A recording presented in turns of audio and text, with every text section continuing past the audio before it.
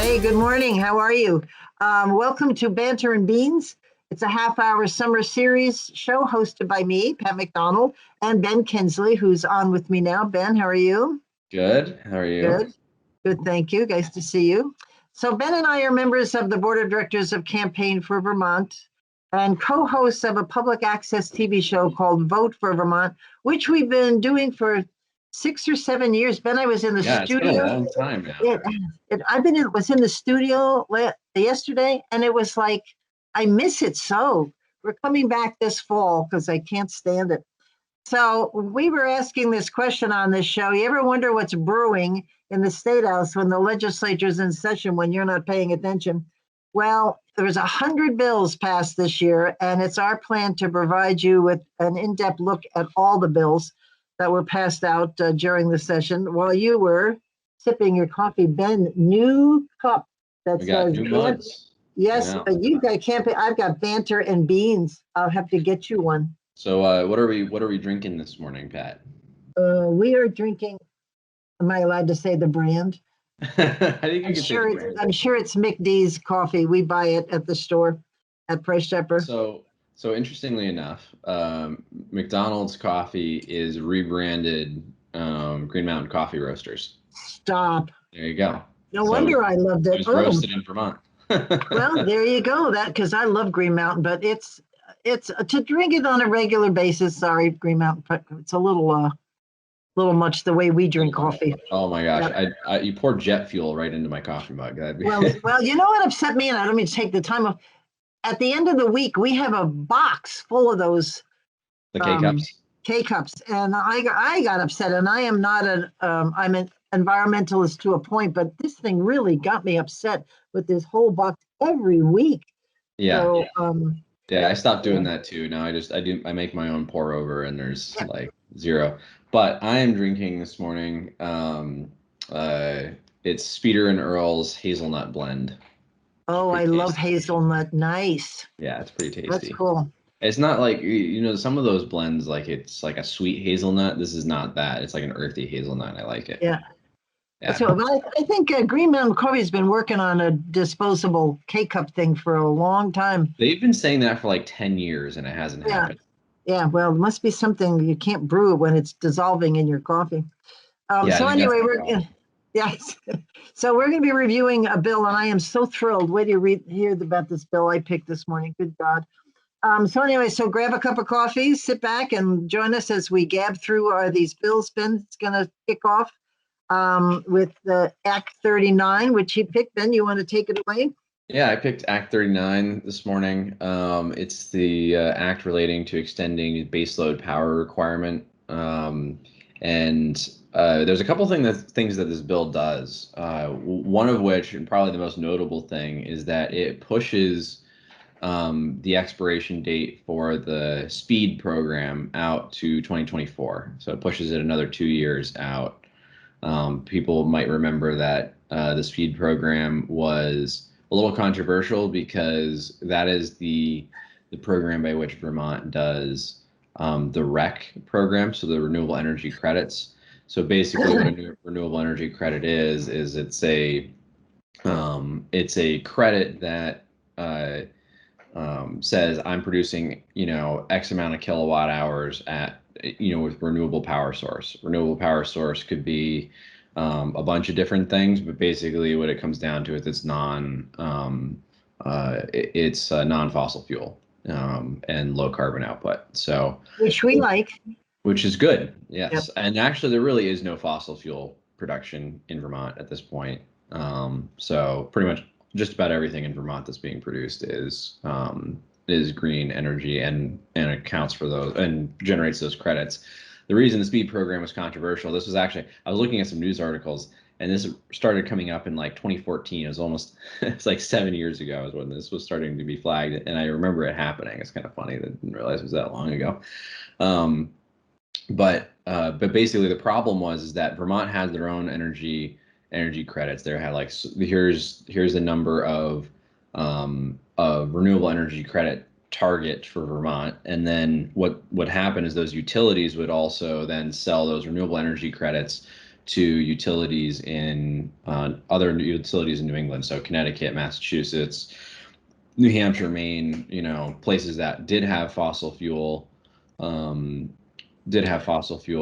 production, but were required to offset it because of state and regional standards with power that was being produced renewably. So this is actually a huge business in Vermont for Vermont utilities, them selling these renewable energy credits to other utilities throughout New England, because there are, most of the base load power in New England, some of it comes from nuclear, but a lot of it comes from natural gas plants. And those natural gas plants, while they're a lot more efficient than, like, say, coal, that's obviously better than coal, they're still fossil fuel. So those offsetting credits. The problem that came up with that speed program was that those credits were essentially being double counted, because Vermont was counting them, and then when they sold the credit, even if they sold the credit, then Connecticut, for example, was counting it for their rec program, so it was getting counted in both states. So there was actually a whole lawsuit about that. The Connecticut Attorney General sued the state of Vermont. Great. Yeah. So anyway, that program still exists, and one of the things this bill does is to push it forward another 2 years, so that it's out to 2024. The other interesting thing that this bill does is, one of the types of renewable energy that we don't necessarily think about is biomass. So that's usually wood-fired plants. They're taking waste wood products, so, like, think wood chips, stuff that's left over from a milling process when they take, trees to a mill, or they're small trees that they had to remove in the process of logging. Most of the time with logging, they try to leave small trees, but sometimes you have to take them out because they're in the way. And then they're really not usable wood, so you just throw them in a chipper, and then they end up at a biomass plant or mulch for your garden, one of those two. So basically, those wood-fired plants, you don't think of them as renewable, but they're classified as renewable because their fuel source has a short life cycle and has carbon offset. So whenever you take down a tree that's at the surface, Yep. the topsoil, there's gonna be another tree that grows to replace it, essentially. So when you burn that tree, any carbon that you put off is then consumed by the tree that replaces it. So that's kind of the theory, anyway, of why it's renewable. So anyhow, so this bill actually, you see this every once in a while, but this one is kind of blatant, where there's a couple biomass plants in Lamoille County up into Caledonia County that are at risk of going out of business. Great. Just the financials are starting to not work for them, and then part of that is because the lumber industry the prices in the lumber industry have gone up so much. Like, think COVID, how much your piece of your 2x4 or your plywood has gone up in the last year. Well, that has downstream effects for people for waste products too. Those waste products that biomass plants are burning also are going up, so their fuel source is getting more expensive. So one of the things this bill does is it tasks the state government with figuring out what to do if a biomass plant closes. And it actually, like, the way that it's written, it says renewable energy plant with X kilowatt hours. Like, it gives a range of kilowatt hour production, to the point that really the way that it's defined, there's really only one or two plants that qualify for that, because generally biomass plants, really it's either biomass or hydro are the two largest renewable energy sources. I mean, there's some pretty big solar installations around the state too, but on a base load per kilowatt hour basis, it's really biomass and hydro that are the two big ones. And so the way that that is defined, they're really trying to say, if this biomass plant closes, there's one, I think, that's in Lamoille County that's particularly at risk. How do we either prevent that from happening, or if it does happen, how do they how do they deal with that? Like, how do they help employees, or how do they help the community, or the, the loggers who are going to see the effects of that because they just had a place for this waste product to go that's no longer going. So it's interesting when you see a bill that's kind of has a carve out. They don't specifically say, oh, if this plant closes, because they can't really do that in legislation and statute. But the way that it's written, it's very clear that, Hmm. like, oh, here's the plant or two that they have in mind, which is kind of funny. And may I ask you, why are they not working to keep them open? They want them closed? Well, Is part of it is that missed it. they can't necessarily throw money at it, but they did commission, I think it's the Agency of Natural Resources. They gave them $10,000 to study what the how to Impact, do that. So I mean, clearly they're concerned about it, but they but don't not really. that concerned. Well, this is one of those things that They can't. you could easily continue throwing money if the market doesn't change, right? Right, And right. I think we're starting to see signs, and granted, this bill was written back in March, or April, but I think we're starting to see signs now of market correction, like lumber prices are starting to come back down. But part of the concern back when this bill was written may have been, are lumber prices ever going to come back down? Yeah. And is the business model just not work anymore? I went to Home Depot the other day to buy a couple of pieces of 2x4s for something I'm doing at camp. And I actually made some kind of noise when she told me how much it was. Hmm. Somehow when they give you the price by foot, it doesn't calculate at the time you're buying it till you get to the counter and realize, X number of feet times the whatever, 9,998 Yeah, or whatever it was. it's like I went, oh, and she goes, well, all the prices are going sky high. And I went, well, I guess they are. it's funny because like I was just at the hardware store a couple weeks ago, and I was looking at 2x4s, and I think it was like 450 for a 10-footer, something like Yeah. that. And I didn't Yeah. think of it. I didn't think too much of it until I was like going to the checkout line. I'm like, I swear, like last year when I bought these, they were like 250. Yeah, right, right. Well, when you get to the counter, it wakes you right up. I Yeah. now, Ben, I remember when wood pellets became the thing years ago, and everybody was investing in these wood pellet plants. As a matter of fact, I think our grammar school here, or graded school, as we say in Vermont, Yeah. is converted to a wood pellet. And then there was this huge shortage for a long time, and Mhm. people that wound up investing in these pieces of equipment got a little nervous. Yeah. Is that a problem still, or is it back? Is it Yeah. okay? So wood pellets are still pretty popular for home heating and even small business heating.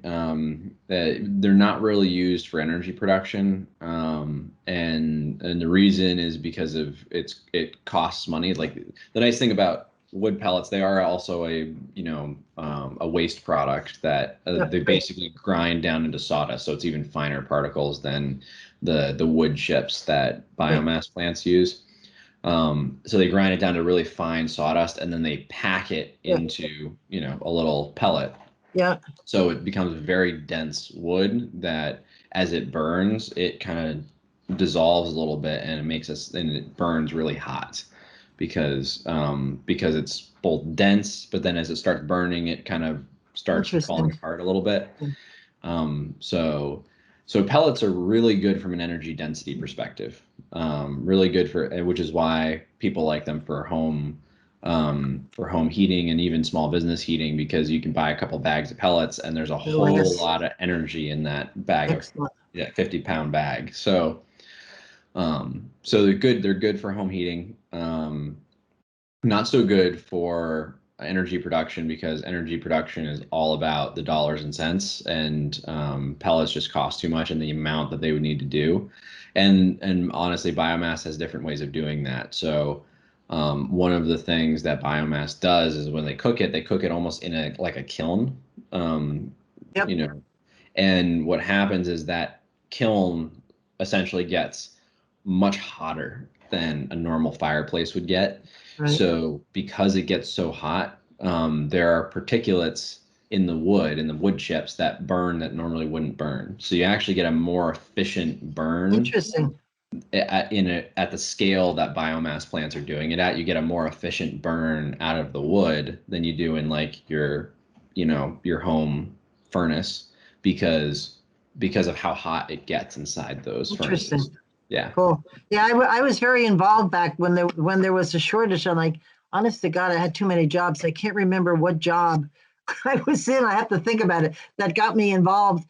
But it was very interesting to go visit these plants and to learn about how that worked. So that was pretty cool. Yeah. Anyway, anything else on this Act 39?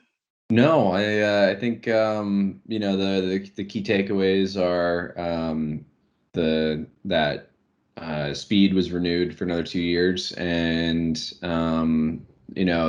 is just an example. And I'm not saying this is a bad thing necessarily, but this is an example of a piece of legislation that was carved out specifically for essentially one business, Interesting. which you see occasionally, but you don't see that often. So it's just kind of interesting to flag it. Interesting. And who was the sponsor of the bill? Do you know? The sponsor was Jane Kitchell, Joe Benning, and Robert Starr. It was a Senate Must bill. be a plant up in the Northeast Kingdom, eh? I think it was either, it may have been Caledonia County. Yeah, right. That's for them. Well, good for them. All right, so we'll move on. How much time do we have left, Ben? This is a huge bill. We'll say you've got 12 minutes. 12 minutes. Well, I'm going to go very fast, but I would encourage you to find this bill. It's 24 pages, and we don't have time to do that. It is Act number 33 of the 2021 session. And when you go on the legislative website, there's a boxes of how the bill was in the House and the Senate, what happened with this bill. And at the end, there's a box that says as enacted / Act Summary. If you click on Act Summary, the Joint Fiscal Office does these summaries of all these bills, which is why we all sound so smart, because we read the summaries. But you've got to read this bill. It's just a classic. The sponsor was Representative Brian Cena from Burlington. And as I said, it's Act number 33, Bill number H210 of 2021. It's an act. I'm going to read the why it was established. This bill establishes the Health Equity Commission to promote health equity and eradicate health disparities among Vermonters, including particularly those who are Black, Indigenous, persons of color, the BIPOC group that we've heard about, individuals who are LGBTQ, and individuals with disabilities. This commission is not assigned anywhere. It's just a freestanding commission. It has 29 official members, plus the authority to add as many members at large as the committee may so choose. So good luck to the chair. Is that a paid, or do they get a per diem? No, I didn't see that. As a matter of fact, there's no money set aside for this group. Okay. But they've got so much responsibility. It's like good luck to them. First of all, that would be unusual to see a committee that could decide to change its size and that was compensated. That'd be kind of unusual. Oh yeah, I didn't think of that. Good point, for sure. No, there's no money. What they've been asked to do is to develop a new department within state government called the Office of Health Equity. And it will be established no later than January 1st, 2023. So this committee will be around for a while. They provided, once they've established this office, then they still continue on as a group that will provide advice and make recommendations to the office. And here is the kicker. They are to review, monitor, and advise all, emphasis on all, state agencies regarding the impact of current and emerging state policies, procedures, practices, laws, and rules on health of individuals who are BIPOC, individuals with who are LGBTQ, and individuals with disability. So every policy, procedure, practice, blah, blah, blah, in the state will be reviewed by the by this office. Does it say shall or may? It says is responsible for reviewing, monitoring, and advising all state agencies. So it doesn't use the normal word, but it's pretty specific. This is what you're responsible for. And then they have to identify and examine the limitations and problems associated with existing laws, rules, programs, and services. And this summary does not give any definition. So when I was reading it, I was frantically writing, who does this office report into? What is the definition of health status? But when you read the 24-page bill, it actually flushes all that out, because you should have seen me while I was reading this thing, because I've been used to working with legislation for a lot of years, and there are some basic things you got to know. But they do address those questions in the bill itself. And we're supposed to advise the Department of Health and the General Assembly on decisions regarding to health disparity and promoting health equity, including the distribution of COVID-19 funds, how that's supposed to be distributed to support the purpose of this group. They're supposed to be distributing grants, advising the General Assembly on efforts to improve cultural competency, cultural humility, no definition of that in the bill, and anti-racism in the healthcare system through training and continuing education requirements for healthcare providers and other clinical professionals. So they're also dealing with the doctors, with the providers, the PAs, and other clinical professionals about how to train them to make sure, and actually I sort of get this when they're looking at the way they're implementing treatment, that it's not in fact racism or unfair, equitable. So I it's an awareness for physicians and for other professionals. Then there's this whole section on creating data, because a lot of this stuff, there's just no data. It's either white or non-white. There's not a breakdown so much of non-white, what that means, and they're going to be using separate collection categories and tabulation disaggregation beyond the non-white and white. So they're taking non-white and breaking it down to a very fine point of collection. And then the data amends the enabling statute that we know we have the position of executive director of racial equality, Susanna Davis, and they are temporarily changing her duties to oversee this commission until the Office of Health Equity is established, and then her authority over that group ends, and it gives a whole list of what this, as we were just talking about, what this group is responsible for. They're supposed to be recommending how much money the office requires. The office would have and will be put in the legislation recommended to the legislature.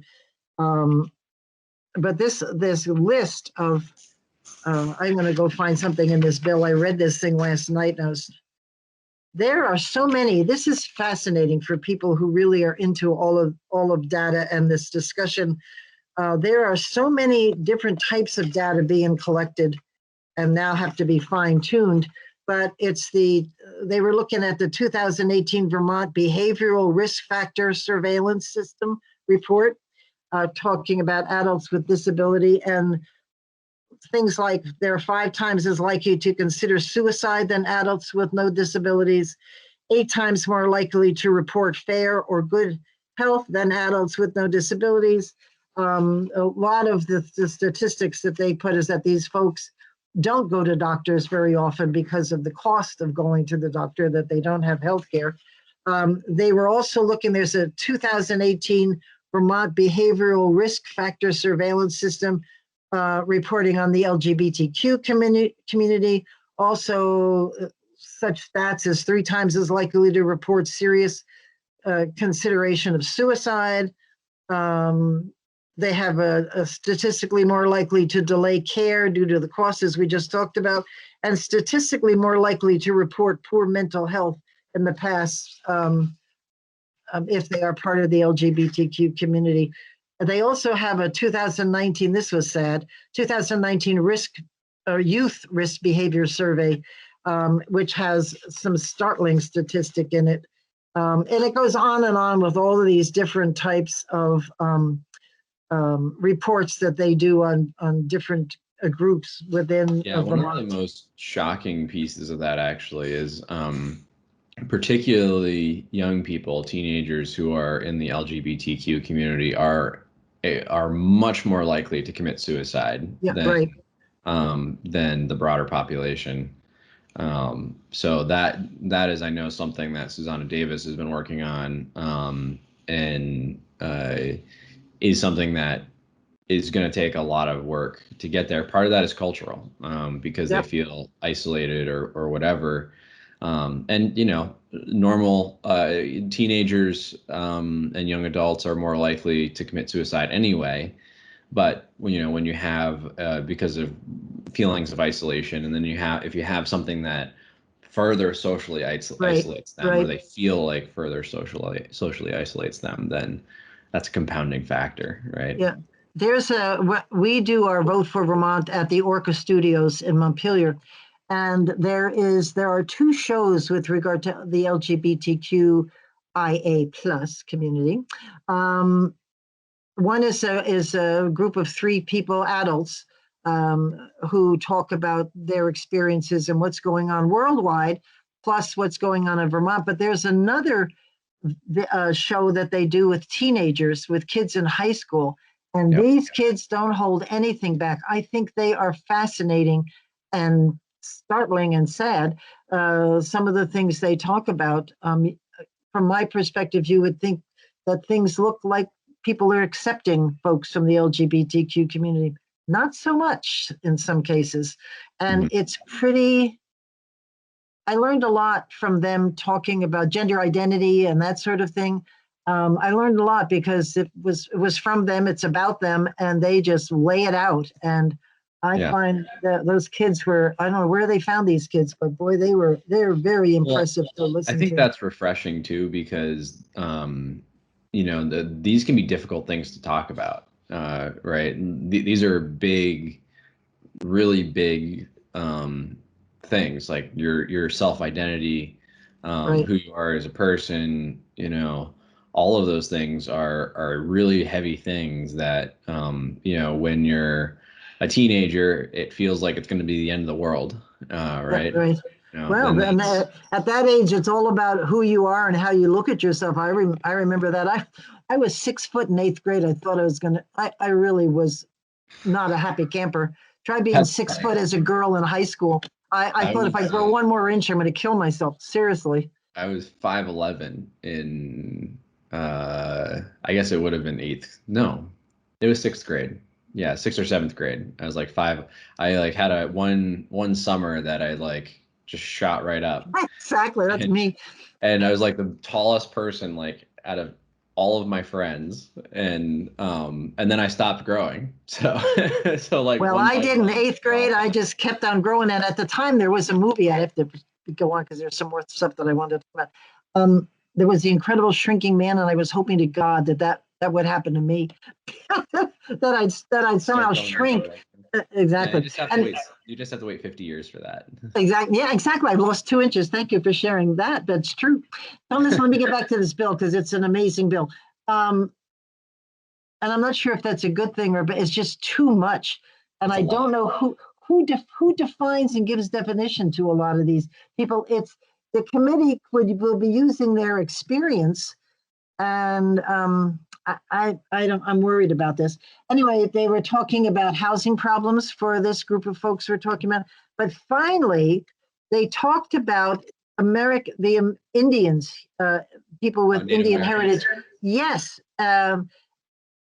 they said, according to the Indian Health Service, which is a national organization, they talked about the same things as with the others about life expectancy. And they talked about, as outlined in 2021 JRH 2, which is a joint resolution of the House and Senate, Vermont's state sanctioned eugenics policies targeted Vermonters of Native American Indian heritage, Mhm. including French Indian and Abenaki families, as well as the poor and people with disabilities in this eugenics. I mean, what? That makes your Yeah, jaw drop. this was a thing in the late 1800s, Yeah.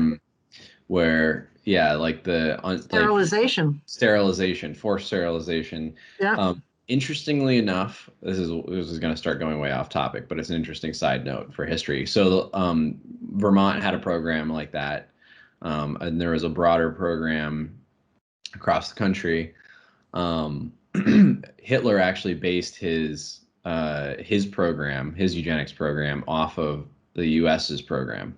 Oh, lovely. Aren't we Yeah, wonderful? yeah. So just that's I'll I leave didn't that know there. that. Well, that's something to look into.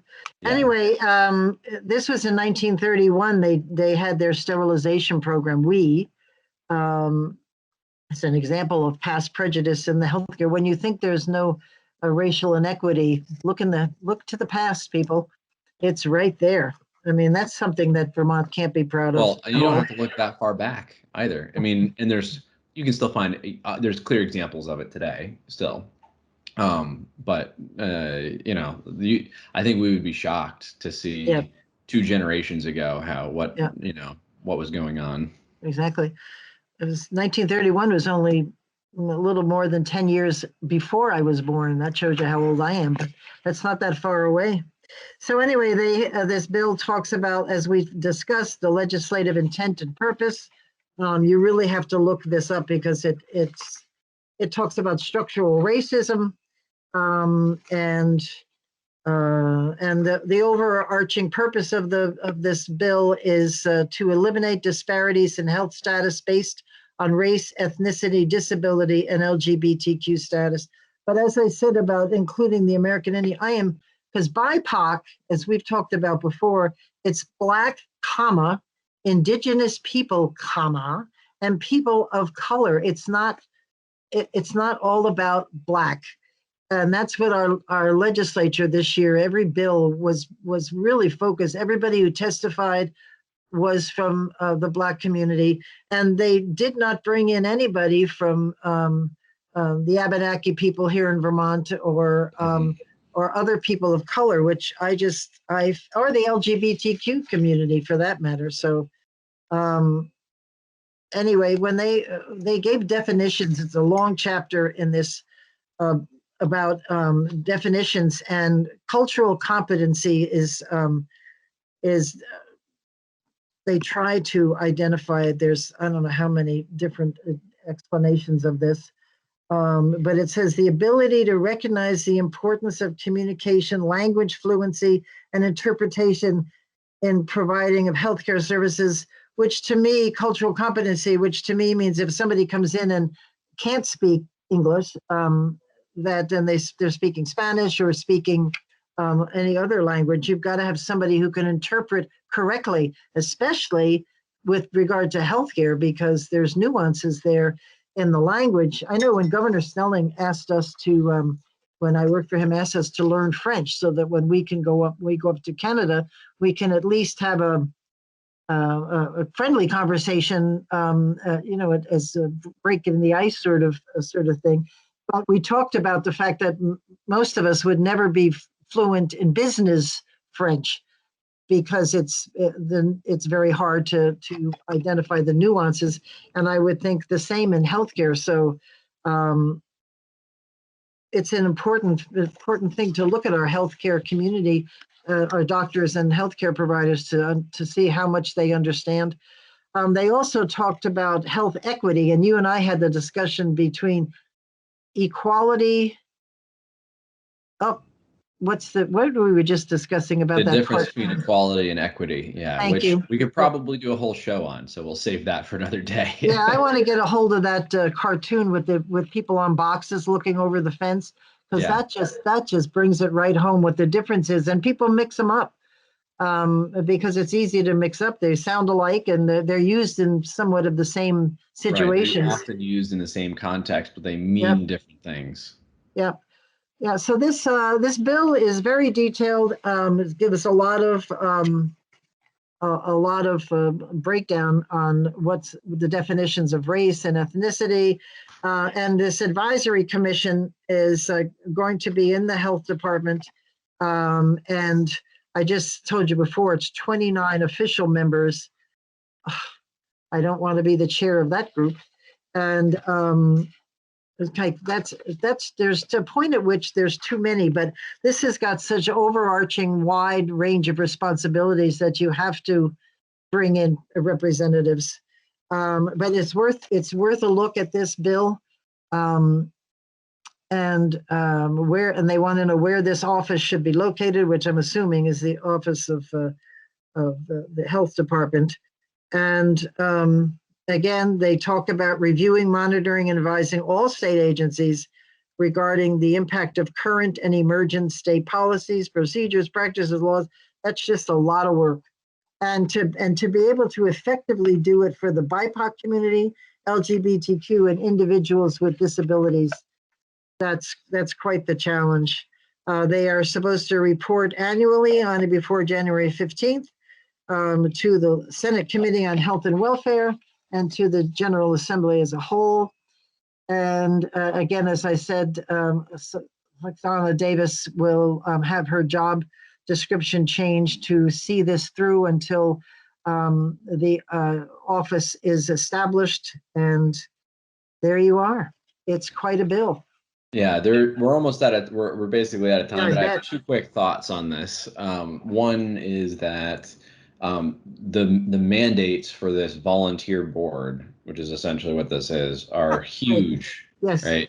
The responsibilities are huge. So I really don't see them being able to. I really don't see them being able to accomplish everything that's in their charter. No. Especially with a volunteer group, even Yeah. a volunteer group of 29 people or 30 people, whatever it ends up being. Well, many of whom are from state government paid for by their job. And so a lot of them will be there. And and the other piece of this that I think is interesting is this set of responsibilities really seems to overlap with what the director of racial equity's role is, right? Right. Like a lot of this stuff, like reviewing state policies to ensure that should be her.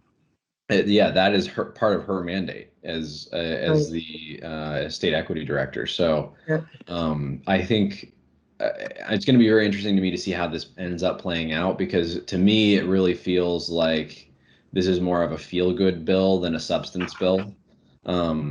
Except for the data piece. That's actually kind of important because we don't have a whole lot of data on, where the structural barriers are in state government. I think in 2023, when this is supposed to be completed, speaking of funding, there's no funding in this bill that I saw. Now, they could be in the budget. Sometimes they put funding for things in the budget and not in the bill itself, but I didn't see any. They're supposed to recommend a budget for this office when it's created. But with regard to data collection, there's got to be a lot of money that the departments are going to need to collect and to sort through and to change their IT structure to get this data in the format that this bill wants. So I think we're going to see a lot of funding go to departments for changing their infrastructure, their IT infrastructure, correct? Oh yeah, that's certainly going to happen. That's already happening. There's a huge RFP out for the Agency of Human Services for case management right now. Yeah. And I know a couple of the companies that are bidding on that. That's going to be a huge project to replace exactly. That. Yeah. But and I think this also gets Susanna, not that she doesn't have access to it, but it makes it more official to give her people to work with, and that this is a requirement that they work. So while her department is fairly small, I think they've added one or two more people for her to help her, but this will certainly give her a resource of assistance. It's just the word all is staggering. I mean, anybody who's sat in on the rules committee, which will give you a headache. And then when there's so many rules, so many procedures, so many things that need to be looked at, not only from a statewide level, but individual within the area of expertise. So anyway, how are we doing? We should probably wrap it up. Yeah, we should wrap it up. But until next time, keep drinking your coffee. There we go. Banter and beans. We'll see you soon. All right. Thanks. Bye bye.